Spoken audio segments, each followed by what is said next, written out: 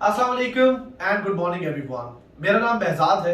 एक बुजुर्ग ने एक महफिल में बहुत अजीब सवाल किया। उन्होंने पूछा कि बताओ कैसे पता चले कि कोई शख्स देख सकता है या नहीं। सब लोगों ने सोचा कि ये कितना अजीब सवाल है, लेकिन बुजुर्ग के इसरार करने पर हर शख्स ने रिस्पॉन्ड किया और सब ने अपनी जहनियत और मंतक के मुताबिक अलग अलग राय कायम की। लेकिन बुजुर्ग ने कहा नहीं, जो किसी भूखे को देखे और समझ जाए कि ये शख्स भूखा है वो शख्स देख सकता है।